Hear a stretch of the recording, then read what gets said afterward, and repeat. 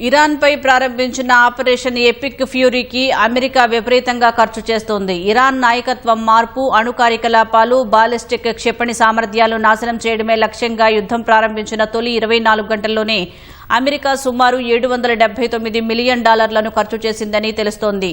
B-2 bomber ఆపరేషన్లు, fighter జెట్లు, క్షిపణుల మోహరింపు కార్యకలాపాలకు ఈ ఖర్చయినట్లు నివేదికలు చెబుతున్నాయి. ఇజ్రాయెల్తో కలిసి ఇరాన్పై పూర్తిస్థాయి యుద్ధానికి దిగిన అమెరికా అందుకు భారీగా ఖర్చు చేస్తోంది. ఎపిక్ ఫ్యూరీని ప్రారంభించిన తొలి 24 గంటల్లో అమెరికా ఏకంగా 7,000 కోట్ల రూపాయలను ఖర్చు చేసినట్లు అంతర్జాతీయ మీడియా తెలిపింది.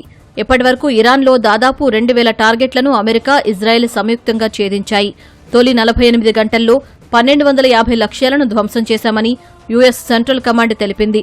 B-2 బాంబర్స్, F-35, F-22 జెట్లు, తుమ్మహక్ హిమార్స్ క్షిపణులు, డ్రోన్ల వంటి 20కి పైగా ఆయుధ వ్యవస్థలను ఉపయోగించినట్లు పేర్కొంది. ఇరాన్ రెవల్యూషనరీ కార్ప్స్ కమాండ్ సెంటర్లు, బాలిస్టిక్స్ మిసైల్ సైట్లు, గగనతల రక్షణ వ్యవస్థలు, ఓడలు, జలాంతర్గాములు, మిలిటరీ కమ్యూనికేషన్స్ ను నాశనం చేసినట్లు వివరించింది. వీటికి తొలి 24 గంటల్లో 7,000 కోట్లు ఖర్చు చేసినట్లు అంచనాలున్నాయి.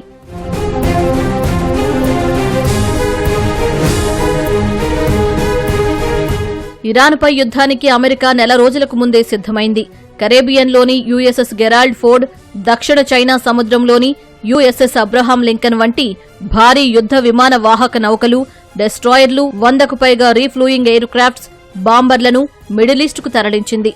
అలా పెర్షియన్ గల్ఫ్లో బలగాల మోహరింపుకి రోజుకు 110 కోట్ల రూపాయల వరకు ఖర్చయింది. USS Gerald Ford carrier strike group ఒక్కదానికే రోజుకు 59 కోట్ల రూపాయలు వ్యయమయ్యాయి. మొత్తంగా ఈ మోహరింపులకే $1 బిలియన్ వరకు ఖర్చయినట్లు తెలుస్తోంది. ఇవిగాక యుద్ధంలో అమెరికా ఆయుధాలను కూడా నష్టపోతోంది. కువైట్లో అమెరికాకు చెందిన 3 యుద్ధ విమానాలు కూలిపోయాయి.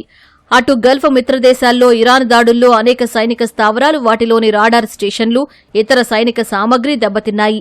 యుద్ధం 4-5 వారాలు ఉండొచ్చని అమెరికా అధ్యక్షుడు ట్రంప్ అంచనా వేశారు. అదే జరిగితే $210 బిలియన్ వెచ్చించాల్సి వస్తుందని నిపుణులు తెలిపారు. చమురు ధరలు పెరగడం, ప్రపంచ వాణిజ్య అనిశ్చితులు అదనపు భారాన్ని కలిగిస్తాయని అంచనా వేశారు.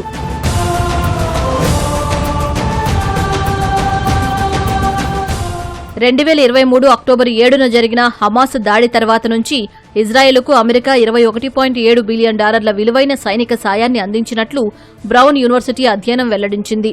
యమన్, ఇరాన్, పశ్చిమాసియాలో ఇజ్రాయెల్కు మద్దతుగా అమెరికా సాగిస్తున్న ఆపరేషన్ల కోసం మరో $9.65 బిలియన్ నుంచి $12.07 బిలియన్ ఖర్చు చేసింది.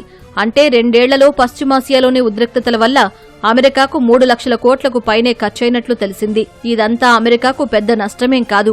ఎందుకంటే అగ్రరాజ్య రక్షణ బడ్జెట్ $1 ట్రిలియన్ పైనే ఉంది. ఇప్పుడు దానిని $1.5 ట్రిలియన్ వరకు పెంచే అవకాశం ఉంది. ఈ మోహరింపులకే $630 మిలియన్ అంటే 5,800 కోట్లు ఖర్చయినట్లు తెలుస్తోంది.